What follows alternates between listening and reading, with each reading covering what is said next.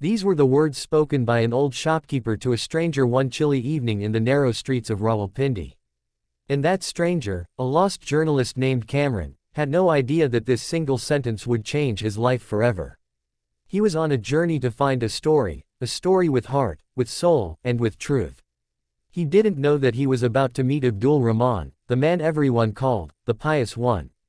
Abdul Rehman lived in a modest neighborhood.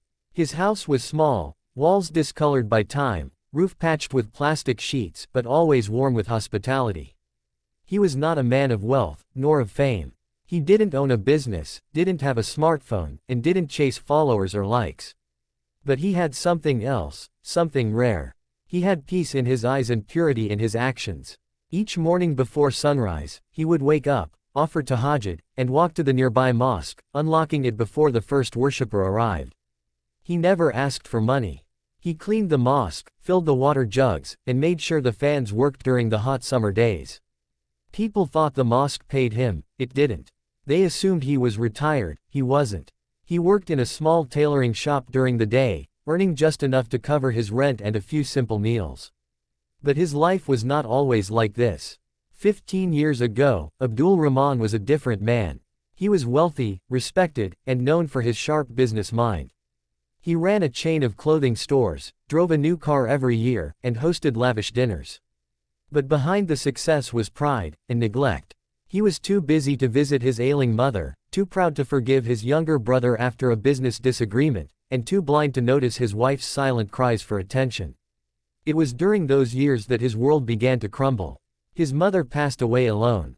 His brother moved abroad, cutting all ties. His wife left him, taking their only son with her. Then, as if fate had one final blow, a massive fire consumed his main shop, everything gone in one night. Insurance denied his claim due to a technicality. Partners backed out. Within months, he was bankrupt and alone. That was when Abdul Rehman disappeared from the world of wealth.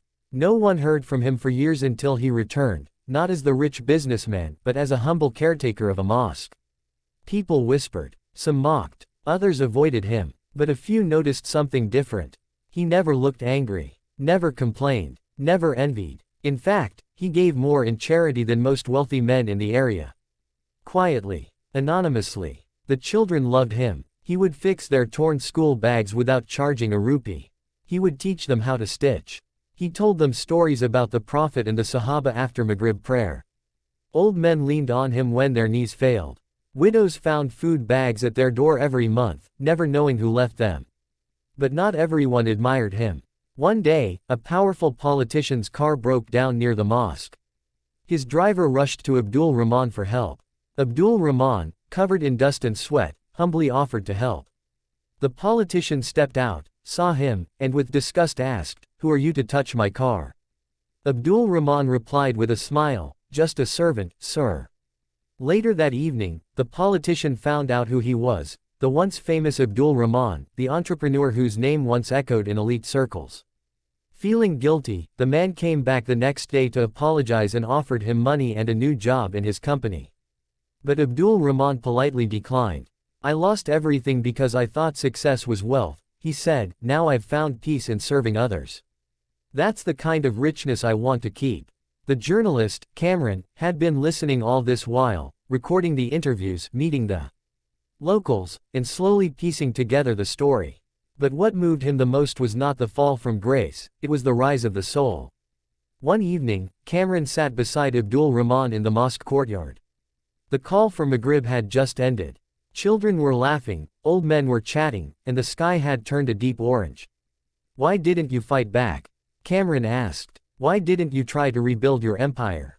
Abdul Rehman smiled gently, eyes fixed on the fading sunlight. "Because empires crumble, Cameron. But hearts remember who you really are. I wasn't sent here to build towers. I was sent here to repair hearts, starting with my own." Tears welled up in Cameron's eyes.